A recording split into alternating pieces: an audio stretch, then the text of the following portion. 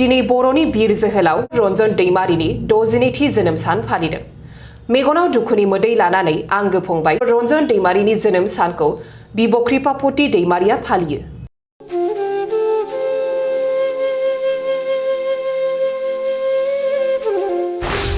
बर'नि बिग्रायारि जोहोलाव डिआर नाब्ला रन्जन दैमारिनि दिनै 62थि गोथार जोनोम सान।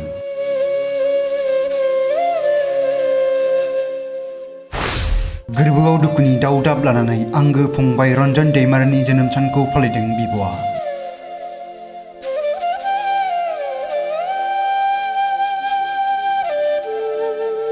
दिनै एनडिएफबिनि गायसनगिरि आफादगिरि डिआर नाब्ला एबा रन्जन दैमारिनि 62थि जोनोम सानखौ उदालगुरि जिल्लानि सिङाव थानाय बिष्णुराभा हारिमुआरि भवननि लांगोनायाव सानसेनि हाबाफारिजों खुंनाय जायो।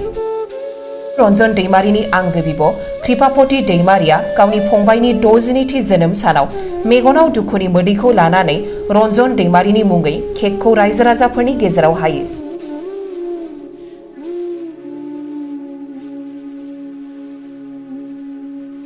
बुहुमाव बर' हारिखौ गेरेमसा हारि दानायनि मिजिं लानानै 1960 मायथाइनि 24 फेब्रुवारियाव बिमा थरालिनि गोरबोआव जोनोम मोननाय रन्जन दैमारिया एनडिएफबिखौ गायसनजेनदोंमोन। बेनि उनाव गोलाव 35 बोसोर सम दावहा नांनायनि उनाव थांनाय 2020 मायथाइनि 27 जानुवारियाव आसाम सरकार आरो भारत सरकारजों बिटिआर गोरोबथा खालामनाय जायो। नाथाय दुखुनांथाव बाथ्रा दि गोजोन गोरोबथा जानायनि उनावबो दिनैसिम जोबथेसालियाव थानो गोनां जायो एनडिएफबिनि गायसनगिरि आफादगिरि रन्जन दैमारिया।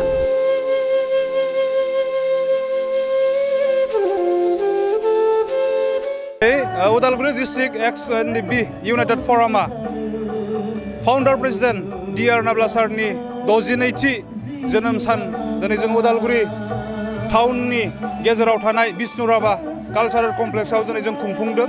जोङो साखाथिनि रायजो राजाफोरखौ लानानै बिनि जोनोम सानखौ जोङो खुंदों। स' जोनोम सान खुंनायनि गुबै थांखियानो बेनो जे बिथाङा सासे बर'नि बिर जोहोलाव, बिथाङा जाहाथे जेन गोलाव आरो जिउ मोनबावो, बिथाङा जाहाथे जेन मोजां देहा आनान गसाइनिफ्राय मोनो, बेखौ आसा फारिनानै जों दिनैनि बे 62थि रन्जन दैमारि सारनि एबा डिआर नाब्ला सारनि जोनोम साननि हाबाफारिखौ उदालगुरि डिस्ट्रिक्ट एक्स एनडिएफबि इउनाइटेड फरामा लादों। जोङो बार्थडे हिसाबै बिनि मुङाव जोङो केक हागोन, बिनि मुङाव जोङो आनान गसाइनियाव जोङो आर'ज गाबगोन जाहाथे बिथाङा मोजां देहा मोनो, आरोबाव गोलाव जिउ बिथाङा मोनो, जाहाथे जेन बिथाङा आरोबाव बर' हारिनि थाखाय मोजां खामानि मावलांबावनो हायो। बिथाङा दिनै जि जेंनायाव दङ, जेलाव बिथाङा हारसिङै जोबनानै दोनजादों, बे जेंनानिफ्राय जाहाथे जेन बिथाङा उदां जायो, बेफोरखौबो जों आनान गसाइनि सायाव बोर हिसाबै बिनो दिनैनि बे जोनोम साननि हाबाफारिखौ जों लादों।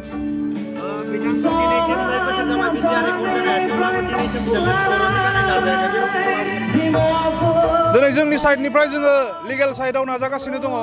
जोङो उकिल हमनानै हाइकर्टआव दिनै बिनि एपिल हियारिंखौ जों लाबोनो नाजागासिनो दङ। दिनै बयबो मोनथिदों थांनाय 2021 मायथाइनि 6 डिसेम्बर डेट मोनसे फैदोंमोन एपिल हियारिंनि, बिनि उनाव बे पस्टपन जानानै 9 तारिखआव फैदों आरो 9 तारिखनिया पस्टपन जाबावनानै जानुवारि 2022 17आव डेट फैदोंमोन। बेयावबो माखासे जेंनानि थाखाय बिथांनि केसा सिखारनाय जायाखिसै। स' जोंनिफ्राय जोङो बिथांखौ जोङो नाजागासिनो दङ, खारन बिथाङा बेबायदि बेक्ति बर' जातिखौ बियो गावनि गोसो गोरबोजों मोजां मोनो आरो बिथाङा गोबां सिमां दङ बर' हारिखौ बुहुमाव गेरेमसा महरै दानायनि सायाव खामानि मावनो बिहा गोबां सिमांफोर दङ। बेवहाय बे बेक्तिखौ दिनै जोङो जोंनि साइडनिफ्राय जोङो उदां खालामनो थाखाय जों नाजागासिनो दङ। माखासे समाव बिथांनि सायाव गोबां बाथ्रा दिनै सोर मा बिबुंथि लादों जोङो बिनि सायाव जोङो नोजोर बोनानै बाथ्रा बुंनो दिनै जों सानाखै, खारन बियो दिनै मोनसे गोथार सान, बर'नि सासे बिर जोहोलावनि जोनोम सान। दिनै बेवहाय दिनै जों सोरबा मा बुंदों बिनि फारसे दिनै जोंनि दिनैनि सानाव दिनै जोङो बुंनो जोङो सानाखै। ब्रिटिश सरकार मा खावलायनो लुबैदों दिनैनि दिनाव बिथांनि रन्जन दैमारि गनायनि सायाव? दिनै जोङो सरकारखौ जोङो बारे बारे जों खावलायबोदों, बिथाङा सासे बिटिआर एग्रिमेन्टनिबो सिगनेटरि, बिदि हिसाबै बिथाङा दिनै जोबथेसालियाव थाबाय थानो गोनां जादों। बेयो मोनसे दुखुनांथावना जाथाय।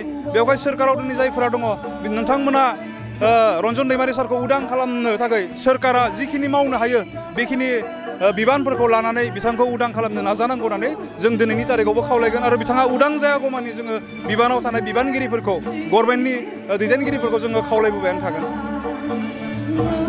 उदालगुरि जिल्ला बारग' एनडिएफबि खौसे आफादनि बानजायनायाव दिनै एनडिएफबिनि फाउन्डार चेयारमेन रन्जन दैमारिनि 62थि जोनोम सान बेयाव खुंफुंदों आरो बे हाबाफारिजों लोब्बा लाखिनानै जोङो कालचारेल प्रग्राम आरो लोगोसे बिनि बार्थडे मोजां देहा बिनि जोनोम सानाव बिनि मोजां देहानि थाखाय आर'ज गाबनो जों बेवहाय ज' गथायसे जादों आरो बेबायदि जोङो दिनैनि नैबे 62थि एनडिएफबिनि फाउन्डार चेयारमेन रन्जन दैमारिनि जोनोम सानदों जोङो बेखौनो फोसावनो इच्छा खालामदों जे रन्जन दैमारिया सोरमोन जोंनि इयुन जेनेरेसनफोराबो जेन बेखौ मोनथियो फैबाय थानाय नेक्स्ट जेनेरेसनाबो जेन रन्जन दैमारिया बर' हारिनि सासे बिर जोहोलाव एबा बर' हारिनि सासे सुप्रिम सेक्रिफाइस खालामनो हाग्रा सासे दैदेनगिरि आरो सासे भिजनारि लिडार बेखौ जेन जोंनि कामिं जेनेरेसनफोराबो मोनथियो बुजियो